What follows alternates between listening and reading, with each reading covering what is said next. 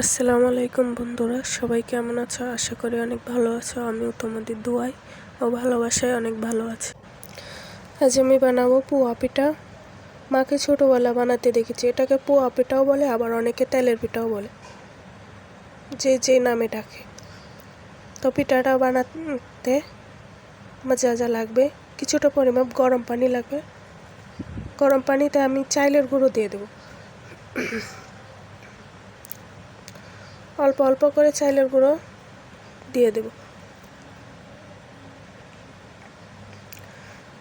চালের গুঁড়োটা দিয়ে আমি অল্প একটু মেখে নেব।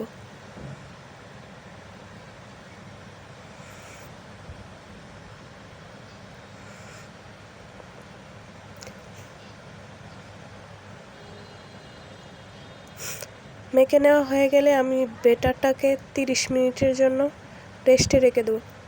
রেস্টে রাখলে পিঠাটা ফুলে আসবে।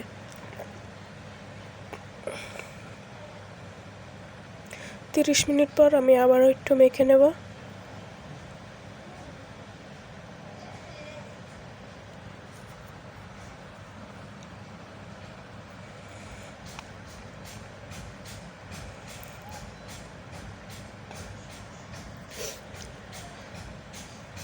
এখন আমি এতে বেশ কিছুটা পরিমাপ চিনি দিয়ে দেব।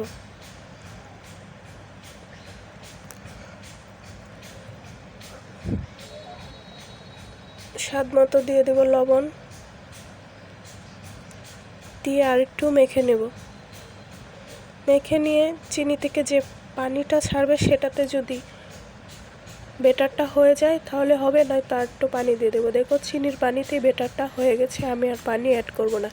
এই পিঠাটা বানাতে শুধু দুটো উপকরণই লাগে, চিনি আর চাইলের গুঁড়ো। এবার আমি একটা কড়াইয়ে কিছুটা পরিমাপ তেল দিয়ে দেব, বেশ কিছুটা পরিমাপ তেল।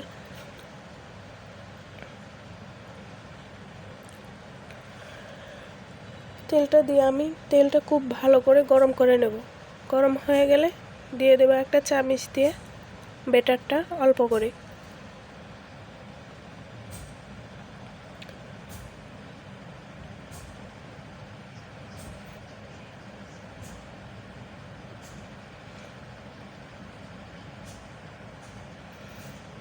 দেখো আমার পোয়া পিঠাটা ফুলে উঠেছে, কত সুন্দর ফুলে উঠেছে দেখো। এবার আমি উপর থেকে একটু তেল ছিটিয়ে ছিটিয়ে দিয়ে লাল করে ভেজে নেব।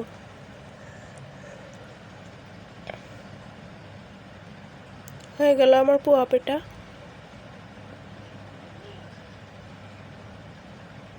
দেখো কি সুন্দর হয়েছে। এই পিঠাটা খেতেও খুব ভালো লাগে, আমার খুব একটা পছন্দের পিঠা।